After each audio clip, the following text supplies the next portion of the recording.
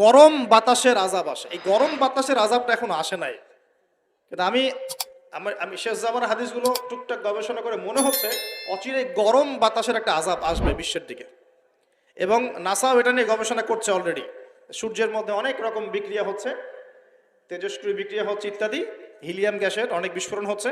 এগুলোর ওয়েভ বা ফ্লোটা আস্তে আস্তে পৃথিবীর দিকে ধেয়ে আসবে। নবীজি বলেছেন ফালিয়ারতাকিবু ইনদা যালিকা রিহান হামরা। এই রিহান হামরা কথাটা এই হাদিসের মধ্যে আছে। তিরমিজির 2211 নম্বর হাদিস এটা আছে। গরম বাতাস ধেয়ে আসবে পৃথিবীর দিকে। গরম বাতাসের আযাব, গরম বাতাসের আযাব আসবে। ওয়াজালজালা এবং ভূমিকম্প। অন্য হাদিসে আসছে সানাওয়াতু জালাজিল, ভূমিকম্পের বছরগুলো। আর আসছে মুচানুন শাদীদ, বড় মহামারী। আর খসফুন মানে এই যে জমিন ধসে যাওয়া, মাসখান মানে চেহারা আকৃতি বিকৃত হয়ে যাবে। আর কযফান একটা আছে, কযফান মানে পাথরের বৃষ্টি বর্ষিত হবে। এই আযাবগুলো কখন আসে? এই পাপগুলোতে মানুষ যখন লিপ্ত হয়। ঢাকা শহর ভূমিকম্প প্রবণ এলাকা না? ভূমিকম্পের যে পাপগুলা, সেই পাপগুলো আমি কিন্তু একটা লেকচার আলোচনা করে আসছি সিলেটে, দেখে নিন অনলাইনে। 15টা থেকে 20টা পাপ আছে। এই পাপগুলোতে যখন একটা জাতি লিপ্ত হয়, আল্লাহর পক্ষ থেকে আযাব আসে। কয়েকটা কথা বলছি। পাপগুলোর মধ্যে একটা হচ্ছে যে যখন মানুষ বস্তুবাদী হয়, বেশি বস্তুবাদী মানে দুনিয়া নিয়ে খুব বেশি ব্যস্ত, পরকালের ফিকির কম, আল্লাহকে ভুলে গেছে। তারপরে যখন আমানত উঠে যায়, আমানত কি হয়? উঠে যায়। তারপর যখন গনিমতের মাল মনে করে আমানত মানুষ খেয়ে ফেলতেছে, আমানত রাখা হয়েছে, গনিমতের মাল মনে করে খেয়ে ফেলল। যখন মানুষ এই মাকে কষ্ট দিয়ে মানে মায়ের সাথে খারাপ ব্যবহার করে, বউয়ের আঁচল ধরে বসে থাকে। যখন মানুষ বাবাকে দূরে ঠেলে দেয় আর বন্ধু বান্ধবকে কাছে টেনে নেয়। তারপরে আছে যখন গান বাজনা বাদ্যযন্ত্র বেশি হয়, মানুষের কানের কাছে যখন বাদ্যযন্ত্র বাজতে থাকে, মানে হেডফোন দিয়ে গান শুনছেন, এখন কানের কাছে বাদ্যযন্ত্র বাজছে। তারপর যখন মানুষ মাদকদ্রব্য বেশি সেবন করা শুরু করে, যখন জেনা বেশি বেড়ে যায়, অশ্লীলতা বেশি বেড়ে যায়, ব্যভিচার বেড়ে যায়, এই পাপগুলো যখন বেড়ে যায় এবং গায়িকা নর্তকীর সংখ্যা বেড়ে যায়। প্রতিটা কথা আরবি দিয়ে বলা আছে, আমি বলতে গেলে টাইম যেত, আমি শর্ট করে বললাম। এই কাজগুলো যখন একটা সমাজের মধ্যে বেশি হয়, তখন ওই জায়গায় আল্লাহর পক্ষ থেকে 2টা মারাত্মক মানে আযাব আসে। তার মধ্যে একটা হচ্ছে মহামারী, আর একটা হচ্ছে এই ভূমিকম্প। আর ভূমিকম্পের সাথে চলে আসে ভূমিধস, মানে ভূমি ধসে যায় এবং চেহারার আকৃতি পরিবর্তন হয়। আর একটা কি, হ্যাঁ, গরম বাতাসের আযাব আসে। এই গরম বাতাসের আযাবটা এখনো আসে নাই। কিন্তু আমি শেষ জামানার হাদিসগুলো টুকটাক গবেষণা করে মনে হচ্ছে অচিরেই গরম বাতাসের একটা আযাব আসবে বিশ্বের দিকে। এবং নাসাও এটা নিয়ে গবেষণা করছে অলরেডি। সূর্যের মধ্যে অনেক রকম বিক্রিয়া হচ্ছে, তেজস্ক্রিয় বিক্রিয়া হচ্ছে ইত্যাদি, হিলিয়াম গ্যাসের অনেক বিস্ফোরণ হচ্ছে। এগুলোর ওয়েভ বা ফ্লোটা আস্তে আস্তে পৃথিবীর দিকে ধেয়ে আসবে। নবীজি বলেছেন ফালিয়ারতাকিবু ইনদা যালিকা রিহান হামরা। এই রিহান হামরা কথাটা এই হাদিসের মধ্যে আছে। তিরমিজির 2211 নম্বর হাদিস এটা আছে। গরম বাতাস ধেয়ে আসবে পৃথিবীর দিকে। গরম বাতাসের আযাব আসবে। ওয়াজালজালা এবং ভূমিকম্প। অন্য হাদিসে আসছে সানাওয়াতু জালাজিল, ভূমিকম্পের বছরগুলো। আর আসছে মুচানুন শাদীদ, বড় মহামারী। আর খসফুন মানে এই যে জমিন ধসে যাওয়া, মাসখান মানে চেহারা আকৃতি বিকৃত হয়ে যাবে। আর কযফান একটা আছে, কযফান মানে পাথরের বৃষ্টি বর্ষিত হবে। এই আযাবগুলো কখন আসে? এই পাপগুলোতে মানুষ যখন লিপ্ত হয়। আর আমাকে বলেন দেখি, এই পাপগুলোতে আমরা কম বেশি লিপ্ত আছে কি নাই? আর বড় বড় বস্তুবাদী শহরগুলোতে এই পাপগুলো বেশি না? এখানে মানুষ ওই হাদিসের উপর আমল করছে। এখন কোন হাদিস? নবী সাল্লাল্লাহু আলাইহি ওয়াসাল্লামের ইন্তেকালের 80 থেকে 85 দিন আগে একটা হাদিস তিনি বলে গেছে, একদম শেষের দিকে, জীবনের শেষের দিকে। ওই হাদিসটাকে বলে হাদিসে জিবরিল। কি বলে? নবীজিকে জিবরাইল আলাইহিস সালাম মানুষের রূপ ধরে এসে জিজ্ঞাসা করেছিলেন যে কিয়ামত কবে হবে। নবীজিকে জিবরাইল আলাইহিস সালাম মানুষের রূপ ধরে সবার সামনে জনসমক্ষে এসে জিজ্ঞাসা করেছেন কিয়ামত কবে হবে। নবীজি বলছেন মাত্র 2টো আলামত বলেছেন। কয়টা ভাই? 2টা। একটা হচ্ছে আন তালিদাল আমাতু রাব্বাতুহা, দেখবে যখন দাসী মনিবকে জন্ম দিচ্ছে। দাসী মনিবকে জন্ম দিচ্ছে মানে কি, সমাজের ন্যায় অন্যায়, হক বাতিল, হালাল হারাম, এই যে মানদণ্ড সব উল্টে যাবে। হালাল হবে হারাম, হারাম হবে হালাল, ন্যায় হবে অন্যায়, অন্যায় হবে ন্যায়, হক হবে বাতিল, বাতিল হবে হক, জায়েজ নাজায়েজ, নাজায়েজ জায়েজ। হ্যাঁ, মানুষ এই মানদণ্ড চেঞ্জ করে না এখন। বুঝতে পারছেন না মনে হয়? এখন সমাজে সত্য মিথ্যা, ন্যায় অন্যায়ের মানদণ্ড কি কোরআন সুন্নাহ এখনো টিকে আছে? এখন মানুষ নিজে যেটা ন্যায় মনে করে সেটাই ন্যায়, নিজে যেটাকে অন্যায় মনে করে সেটা অন্যায়, নিজে যেটাকে ভালো মনে করে সেটা ভালো, নিজে যেটাকে খারাপ মনে করে সেটা খারাপ। আল্লাহ যেটাকে হালাল করে দিয়েছেন মানুষ হারাম করে নিচ্ছে, আল্লাহ হারাম করে দিয়েছেন মানুষকে হালাল করে নিচ্ছে। হচ্ছে কি না এগুলা? তো এই যুগ চলে আসে নাই যে দাসী মনিবকে জন্ম দিচ্ছে না? মানে মানদণ্ড উল্টে গেছে। আমার কথা কি বুঝতে পারেন? মানদণ্ড উল্টে গেছে, জিনিস ভালো মন্দের, ন্যায় অন্যায়, হক বাতিলের মানদণ্ড উল্টে গেছে। বলেন তো, সত্য মিথ্যার মানদণ্ড কি? আমার বুদ্ধি না আল্লাহর ওহী? কোনটা? সত্য মিথ্যা, ন্যায় অন্যায়, হক বাতিলের চূড়ান্ত মানদণ্ড কি? আমার বুদ্ধি নাকি আল্লাহ পাকের কোরআন সুন্নাহ? কোনটা? কিন্তু সমাজে কি সেটাই বাস্তবায়িত আছে 100%? 50%ও কি আছে? তো এই সমস্যাটা কি চলছে কিনা, তার মানে কি আমাদের এই বড় আলামতটা আমরা দেখছি কিনা? দেখছি। গেল 2 নাম্বার। 2 নাম্বারটা নবী বলছেন ওয়া আনতারাল হুফাতাল উরাতাল আলাতা রিয়া আশাই ইয়াতাতাওয়ালুনা ফিল বুনিয়ান।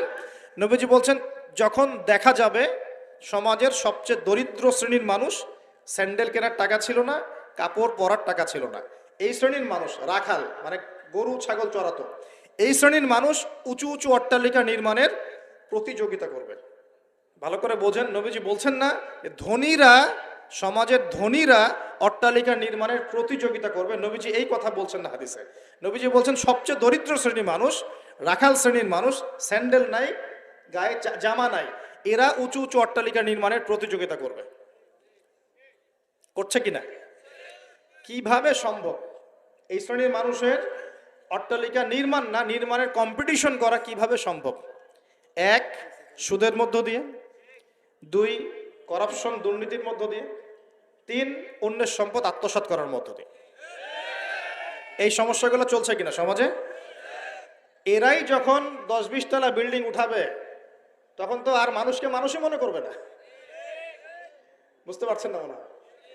এদের তো কোনো পড়াশোনা নাই, কোনো ব্যক্তিত্ব নাই, কোনো দিনই এলেম নাই, রুচিবোধ নাই, কালচার না, সামাজিক না, এর তো মানে অসামাজিক। এরা যখন, এদের হাতে যখন আপনি সম্পদ চলে যাবে, এরা তো সাধারণ মানুষকে মানুষই মনে করবে না, গরিব মানুষকে কিছুই মনে করবে না, ও মনে করবে আমি সব কিছু। আমরা দেখেছি যার একটা বাড়ি আছে ঢাকায়, ও মানুষকে মানুষই মনে করে না, মানুষকে মানুষই মনে করে না, যে মনে করে আমি আমি শহরের মালিক। হ্যাঁ, কি একটা অবস্থা মানুষের মধ্যে, যে কি অহংকার, কি আত্ম অহংকার, এই দালান কোঠার যে অহংকার, এই সমস্যাগুলো হলে আল্লাহ ভূমিকম্পতে ধসায় দিবেন না? দেখেন নাই কয়দিন আগে কি হলো? গতকালকে যে কোটিপতি ছিল তার পরের দিন রুটি নিয়ে দাঁড়ায় আছে, গতকালকে আইসক্রিম বিক্রি করেছে নাচানাচি করে, তারপরের দিন বসে আছে, কিচ্ছু নাই। আল্লাহ পাক এই পাপগুলা দেখে সবর করেছেন, ধৈর্য ধরেছেন, ধৈর্য ধরে এক সময় যখন আল্লাহ পাকের আযাব চলে আসছে, একবারে সব সমল উৎপাদিত হয়ে গেছে। আমরা তো কারো দুঃখে খুশি না, বরং এগুলো সারা দুনিয়ার মুসলমানদের জন্য শিক্ষা। সারা দুনিয়ার মুসলমান যে যেখানে আছি আমাদের সবার জন্য এটা শিক্ষা। যদি এই পাপগুলোতে আমরা লিপ্ত হই, আল্লাহ পাক ছাড় দিলেও ছাড়বেন না। আল্লাহ পাক ছাড় দিবেন কিন্তু ছাড়বেন না। মানুষের মধ্যে এখন সম্পদের যে অহমিকা, গরিব মানুষকে মানুষই মনে করে না, খেটে খাওয়া মানুষকে মানুষই মনে করে না, রিক্সাওয়ালা যারা নিম্নবিত্ত, নিম্ন মধ্যবিত্ত, চা বিক্রি করে, পানের দোকান করে, হালাল খায়, কৃষক, এই মানুষগুলোকে এখন বড় লোকরা মানুষই মনে করে না। জাকাত তো দেয়ই না, জাকাত তো তার উপরে ছিল ফরজ, ওই জাকাত তো দেয়ই না যে এই খাবার তার কাছে পৌঁছাবে, উল্টা কিভাবে তাদের সম্পদ লুটে পুটে খাওয়া দেয় সেই বুদ্ধি। আবার নিলেও দিলেও যে কত শর্ত, বাপরে বাপ। তো কিছুটা মনের কষ্ট থেকে বললাম কথাগুলো আর কি, যে আসলে আপনি যখন কোরআন এবং সুন্নাহর জ্ঞানে জ্ঞানী হবেন না, তখন অন্যকে সম্মান দিতে পারবেন না। আমরা বড় বড় স্লোগান দিই যে অমুক অমুকের সেবক, অমুক অমুকের সেবক, আসলে সেবা সত্যিকার অর্থে করছি? আল্লাহ পাক তার রাসূলের মাধ্যমে জানিয়েছেন। এই হাদিসটা একটু শোনেন, তারপর সামনে যাই। আল্লাহ পাক তার রাসূলের মাধ্যমে আমাদেরকে জানিয়েছেন, শোনো, আলা কুল্লুকুম রাইন, তোমাদের প্রত্যেকে হচ্ছে দায়িত্বশীল।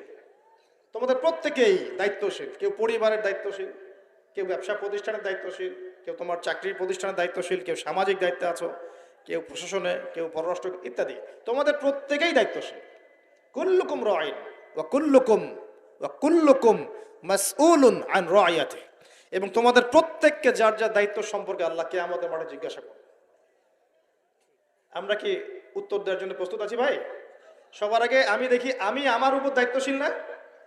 মনে করেন আমি বা আমাদের মতো যারা আছেন, যারা দায়ী ইলাল্লাহ, আলেম ওলামা, যারা উম্মার জন্য ভালো চিন্তা করেন, জনগণকে পথ দেখানোর চেষ্টা করেন, তাদের উপর সবচেয়ে বড় আমানত হচ্ছে কোরআন এবং হাদিস। তাদের উপর সবচেয়ে বড় আমানতটা কি? কোরআন এবং সুন্নাহ। এই জ্ঞানটাকে সত্যটাকে স্পষ্ট করে দেওয়া, এইটার আলোকে সত্য মিথ্যাকে স্পষ্ট করে দেয়া। কতজন মানুষ এই কাজটা করতেছে? কেউ হিকমার দোহাই পেরে সত্য মিথ্যা স্পষ্ট করে না, কেউ চাকরি চলে যাবে এই ভয়ে সত্য কথা বলে না, কেউ আমার এই হবে সেই হবে কত কিছু চিন্তা করে সত্যের সাথে মিথ্যা তালগোল পাকায় সময় পার করতেছে। ওয়াজ মাহফিল বাংলাদেশের দিন প্রচারের একটা অন্যতম প্ল্যাটফর্ম। এই সারা দেশে মনে হয় প্রতিদিন 100-200 মাহফিল হয় কি না? কিন্তু আপনি দেখবেন প্রচুর মাহফিল, অহেতুক গাল গল্প কেচ্ছা কাহিনী, টাইম নষ্ট করে। হয়তো একজন আয়োজন করেছে, ওদের টার্গেট আমি টাকা কালেকশন করব, আর বক্তাও এখানে সুযোগ নেবে, কালেকশনে এত % আমার, ঠিক আছে? তারপরে জনগণও আসবে, কেউ আসছে ভিডিও করতে, কেউ সেলফি উঠাইতে, কেউ এইটা কেউ সেইটা, ওদিকে চানাচুর খাচ্ছে, ওদিকে মেলা লাগছে, এরকম দেখেন। এক একজন এক এক উদ্দেশ্য। আসলে উদ্দেশ্য কি আমার এখানে? উদ্দেশ্য হবে আমি আল্লাহর দ্বীনের সত্য কথাগুলো কোরআন সুন্নাহর মানদণ্ডে যাচাই বাছাই করে যুগোপযোগী ভাবে জনগণের বুঝ অনুযায়ী তাদেরকে বুঝিয়ে দিয়ে আসবেন।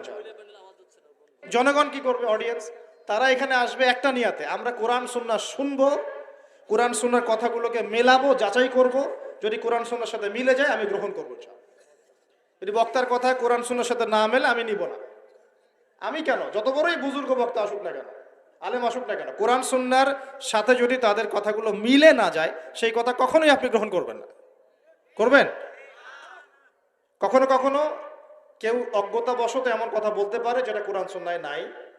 এটা যদি অজ্ঞতাবশত হয় তাহলে সে জ্ঞান অর্জন করলে আপনাকে শুধরে দিবে ইনশাআল্লাহ। আর যদি কেউ ইচ্ছা করে এগুলো করে তাহলে আপনার উপর দায়িত্ব হচ্ছে কোরআন সুন্নাহর মানদণ্ডে যাচাই করে তার কথা গ্রহণ করা। এই কাজটাই বা কয়জন করে? শ্রোতাদের মধ্যে অনেকে আসছি বক্তাকে একবার দেখবো চলে যাব, কেউ আসছে সেলফি উঠা, কেউ মোবাইলে ছবি তুলবে, কেউ ভিডিও করবে। প্রতিটা কাজের উদ্দেশ্য কি? আমাদের দ্বীনি কাজের উদ্দেশ্য হবে এই কাজগুলোর ওসিলায় পরকালে আল্লাহর নাজাত যেন পাই ইনশাআল্লাহ, এবং দুনিয়াতে আল্লাহর দ্বীন যেন এগিয়ে যায়, উপকৃত হয়। আর রিজিক, টাকা পয়সা, উন্নয়ন সবকিছু আল্লাহ পাকে দিবে ইনশাআল্লাহ। তার আল্লাহ দিবেন না? ইসলামপন্থীদের হাতেই সবচেয়ে বেশি রিজিক থাকবে ইনশাআল্লাহ। ইসলামপন্থীদের হাতেই সবচেয়ে বেশি সচ্ছলতা থাকবে ইনশাআল্লাহ। আর আগামীতে যে দিন আসতে যাচ্ছে, যে অর্থনৈতিক সংকটময় বিশ্ব আসতে যাচ্ছে, এই সময় যে কোরআন সুন্নাহর আলোকে ইকোনমিক্স ঢেলে সাজাবে সেই পার পাবে, অন্য কেউ পার পাবে না। বিশ্বাস করছেন না? দেখে নিয়ে, যাকাত যদি এখনো চালু না হয় তাহলে গরিব মানুষের পেটে এবার লাথি মারা হবে সামনে, দেখে নিয়ে। যাকাত চালু করতে হবে। খালি কোটি কোটি টাকা প্রতি মাসে মাসে কামাই করব, যাকাত দিব না, এটা বাদ দিয়ে দেন। যাকাত যে দিবে না সেও বিপদে পড়বে, যাকাত যাকে দেয়া হবে না তারও অর্থনৈতিক মন্দা শুরু হয়ে যাবে। যাকাত আল্লাহ পাক দিয়েছেন কোরআনের অর্থনীতি মানে যাকাত, কোরআনের অর্থনীতি মানে ব্যবসা, কোরআনের অর্থনীতি মানে সাদাকা, কোরআনের অর্থনীতি মানে কৃষিভিত্তিক অর্থনীতি। এই পুরো বিষয়গুলোর মধ্যে সারা বিশ্বের অর্থনীতি পড়ে যায়। কিন্তু এখন আমরা এগুলো সব না হলেও অনেকগুলো অংশ সরিয়ে দিয়ে সুদ চালু করে এটা দিয়ে খাচ্ছি আর কি। টুকটাক সুদের পরিণাম ধ্বংস হবেই হবে, আজ হোক আর কাল হোক সুদ ধ্বংস হবেই হবে। সারা দুনিয়া এখন দেখছে যে সুদ কিভাবে ধ্বংস হয়, সারা দুনিয়া এখন দেখছে সুদ কিভাবে ধ্বংস হবে। মনে রাখবেন, এর ফলে শুধু এক শ্রেণীর মানুষই লাভবান হবে। কোন শ্রেণী? যারা বুর্জোয়া শ্রেণী, যারা পুঁজিবাদী শ্রেণী, যারা ধনিক শ্রেণী, যাদের হাতে সম্পত্তি কুণ্ঠিগত থাকবে, এরা হয়তো পার পেয়ে যাবে এই দুনিয়াতে। কিন্তু মধ্যবিত্ত শ্রেণী আর নিম্ন মধ্যবিত্ত শ্রেণীর জীবনে এমন দুর্ভোগ নেমে আসবে সামনে, দেখে নিয়েন কি হয়। সুদের পরিণতি হচ্ছে ধ্বংস। সুদের পরিণতি মানেই ধ্বংস। সুদ যখন চালু হবে তখন আল্লাহ পাক কোরআনে বলছেন, ও যে ব্যক্তি সুদ খেলো সে যেন আমার এবং আমার নবীর সাথে যুদ্ধ করলো। একটা বলি তাহলে বুঝবেন, সূরা বাকারায় 279-80 এই আয়াতগুলোর দিকে আছে, 79-81। আল্লাহ পাক বলছেন, ইয়া আইয়ুহাল্লাযীনা আমানু, হে মুমিনগণ, ইত্তাকুল্লাহ, তোমরা আল্লাহকে ভয় করো। আল্লাহর কথা সহজ না? তোমরা আল্লাহকে ভয় করো। ওয়াযারু মা বাকিয়া মিনার রিবা, সুদ ছেড়ে দাও।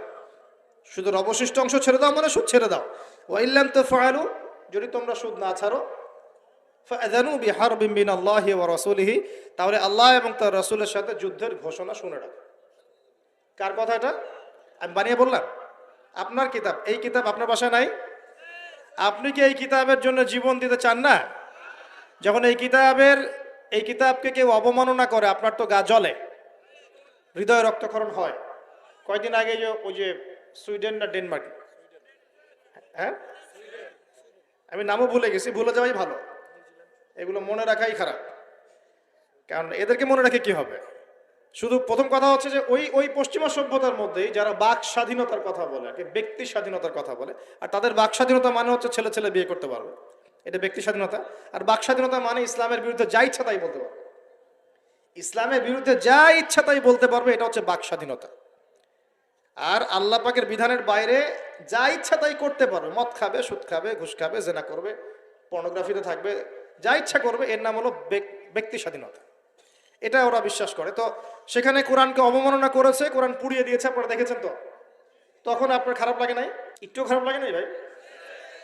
কষ্ট হয় নাই? যদি সে আপনার ছেলে হতো আপনি কি করতেন বলেন? আপনার ছেলে যদি কোরআন পুড়িয়ে দিত কি করতেন?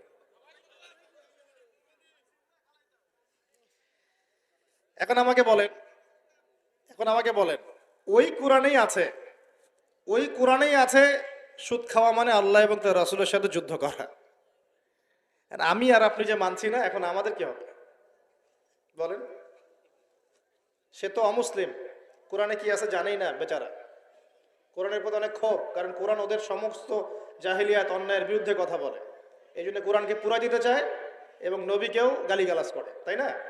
ইসলামের বিরুদ্ধে দাঁড়ায় যায়, ইসলামের বিরুদ্ধে ওরা চেষ্টা চালায়, কারণ ওরা জানে না ইসলাম কি, ওরা বোঝে না কোরআন কি, ওরা বোঝে না মুহাম্মদ সাল্লাল্লাহু আলাইহি ওয়াসাল্লাম কে, তিনি কেমন আদর্শ, কেমন মানুষ, তিনি যে পুরো বিশ্বের জন্য রহমত, ওরা তো জানেই না, বোঝেই না। আমরা জানি না? এখন আমরা যে জানি, কিন্তু আমরা যে কোরআন পড়তে জানি না।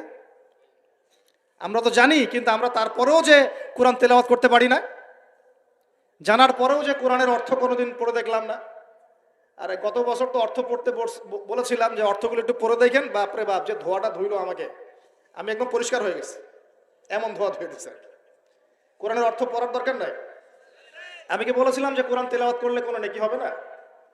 কোরআন তেলাওয়াত করলে কোনো নেকি হবে না, এই কথা বলেছিলাম না? বলেছিলাম যে কোরআন তেলাওয়াত শুধু তেলাওয়াত করে গেলে আপনি ভিতরের হকটা আদায় করতে পারবেন না। কোনটা বলেছে? কোরআনে আপনি সূরা ফাতিহা পড়লেন, কিন্তু সূরা ফাতিহার অর্থ আপনি বুঝলেন না। আপনি কি সূরা ফাতিহার মধ্যে আল্লাহ যা বলেছেন তা কি বুঝতে পারলেন? এই যে আয়াত একটা তেলাওয়াত করলাম, আপনি পড়তে পারলেন, ইয়া আইয়ুহাল্লাযীনা আমানু তাকুল্লাহা ওয়া যারু মা বাকিয়া মিনার রিবা ইন কুনতুম মুমিনিন ওয়া ইল্লাম তাফআলু ফাআযানু বিহারবিন মিনাল্লাহি ওয়া রাসূলিহি। আপনি কি কিছু বুঝলেন? তিলাওয়াত তো করলেন, প্রত্যেক হরফে 10 নেকি হলো, আপনার আমলনামায় প্রত্যেক হরফে 10 নেকি হলো, ঠিক আছে, বুঝলাম, মানলাম, কিন্তু এই আয়াত যে আপনি বুঝতে পারলেন না। কিন্তু এখন আমি যদি বলে দেই আয়াতের অর্থটা এমন, হে মুমিনগণ আল্লাহকে ভয় করো, সুদ ছেড়ে দাও, যদি না ছাড়ো আল্লাহ এবং তার রাসূলের সাথে যুদ্ধের ঘোষণা শুনে রাখো, এবার কি কিছু বুঝতে পারলেন? বুঝতে পারেন নাই? তাহলে অর্থের দরকার নাই ভাই। আর কত সহজ করে বলবো বলেন তো ভাই, আর কত সহজ করে বোঝা? আমি যে এখন মুসলিম পরিবারে জন্ম নিয়েও যে আমি কোরআন তেলাওয়াত করতে পারছি না, অর্থটা পড়ে দেখছি না, নবীর হাদিসগুলো পড়ছি না, কোরআন রেগুলার একটু তেলাওয়াত করি না, কোরআনের একটু দাওয়াত মানুষকে দেই না, কোরআনের কাজে সাহায্য করছি না, এগুলো কি আমার অপরাধ হচ্ছে না? কে বড় অপরাধী তাহলে, তারা না আমরা? বলেন এবার দ্বিতীয় ওয়াদাটা করতে পারি? প্রথম ওয়াদা করেছেন দরুদ পড়বেন সকালে সন্ধ্যায় 10 বার করে, মনে আছে তো নাকি ভুলে গেছেন? আমাদের মেমোরি তো এখন মাছের মতো, অ্যাকুরিয়ামের মাছ আছে না, ওই মাছের মেমোরি ওখানে ঘোরে কেন সারাদিন জানেন? কারণ ওর memory short time memory loss, মানে ওর মেমোরি এত নিচু স্কেলের, ও মনে করে যে এটা হচ্ছে অনেক বড় সমুদ্র, ও কোথায় গেল ভুলে গেল, এই যেখান থেকে এই পর্যন্ত গিয়েছে ও ভুলে গেছে কোথায় কোথায় আসছে, মেমোরি লস। আমাদের কেন জানি আমাদের জাতিটা এরকম হয়ে গেছে, আল্লাহ মাফ করুক।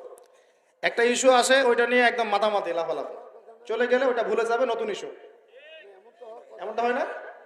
আচ্ছা, তো আপনারা ওই রকম হয়েন না অন্তত পক্ষে, আল্লাহ পাক তৌফিক দান করুন। তো প্রথমে ওয়াদা করেছেন কি 10 বার করে দরুদ, মনে মনে আছে তো?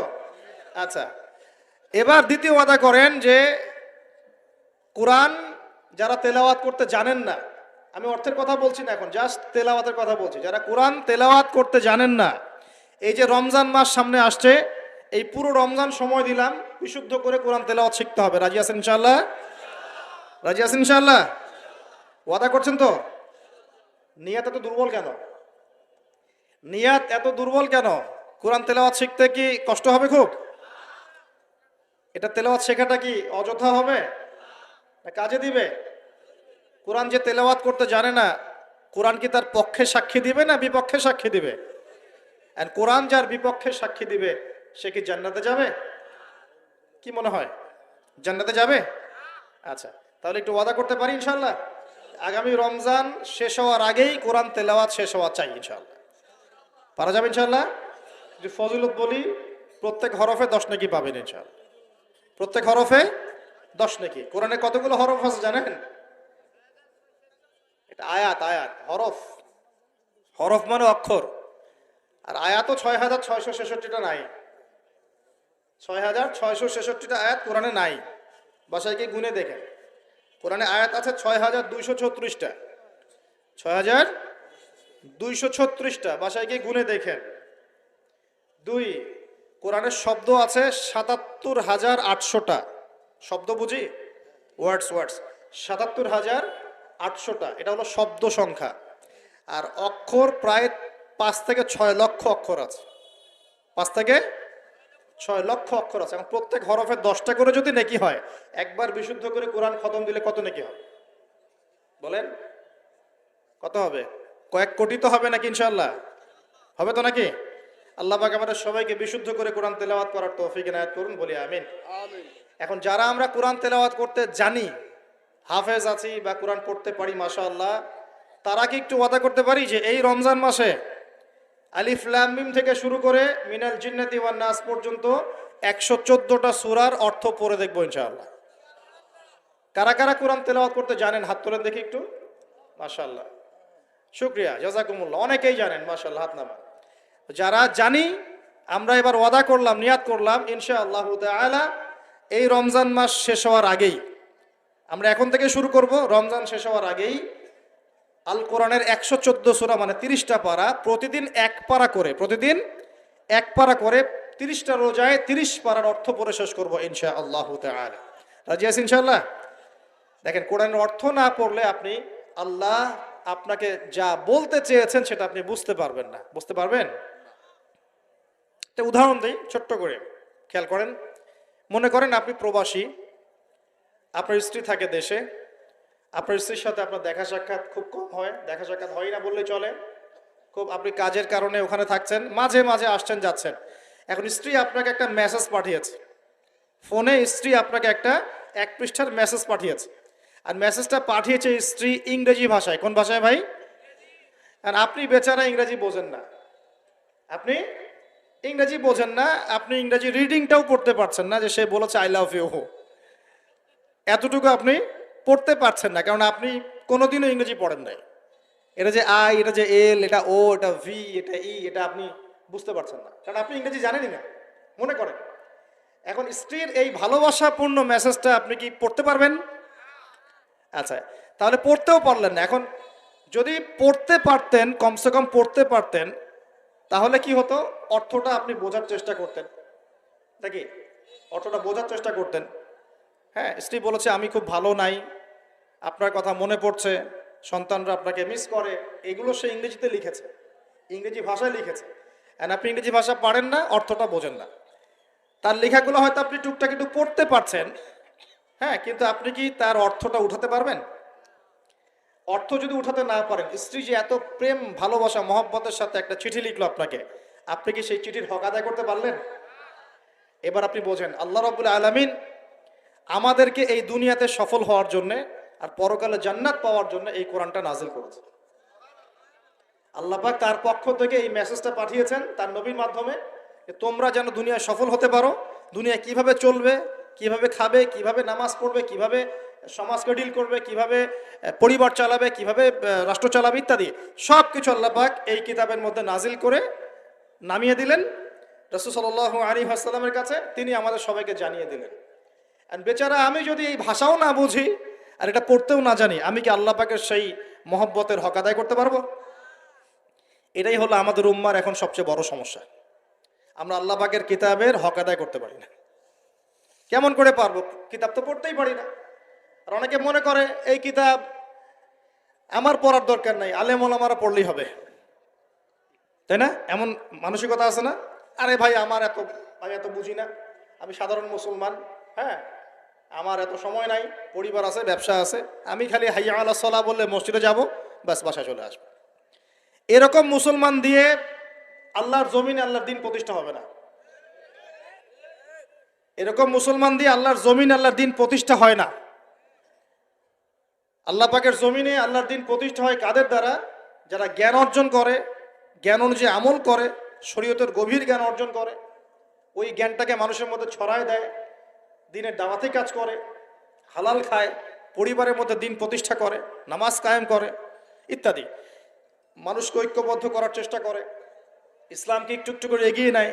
যাদের এসব নিয়ে কোনো ফিকিরই নাই, তাদের দ্বারা কি দিন প্রতিষ্ঠা লাভ করবে? তো প্রিয় ভাইয়েরা, আমার রিকোয়েস্ট, যারা কোরআন তেলাওয়াত করতে জানি মাশাআল্লাহ বা হাফেজ আছি এখানে উপস্থিত, রমজান মাস শেষ হওয়ার আগেই 114 সূরার অর্থ পড়ে শেষ করে দেবো ইনশাআল্লাহ। রাজি আছেন ইনশাআল্লাহ? আল্লাহ পাক আমাকে সবার আগে আমাকে তৌফিক দান করুন, এরপর আপনাদের সবাইকে তৌফিক দান করুন। ভাই, চরিত্র পবিত্র রাখার জন্য একটা আমি পরামর্শ দিই, নিজেকে ভালো কাজে ব্যস্ত রাখেন। নিজেকে ভালো কাজে ব্যস্ত রাখেন, সেটা সামাজিক কাজও হতে পারে।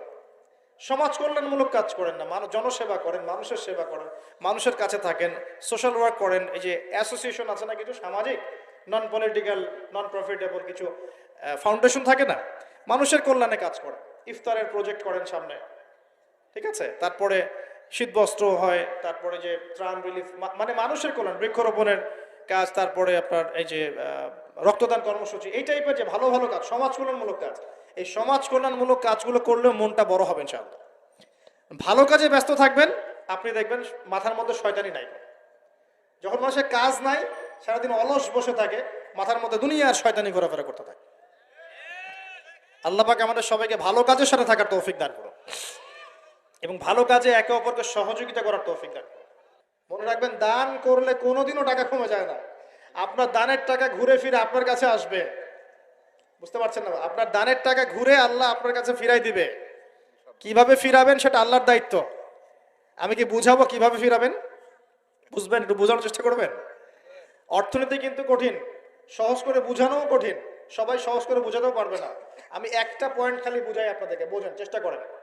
মনে করেন আপনাদেরকে অর্থনীতি বুঝাই, এগুলো আমাদের সাবজেক্ট ছিল, আর তখন আমরা আসলে অর্থনীতি কিছুই বুঝতাম না।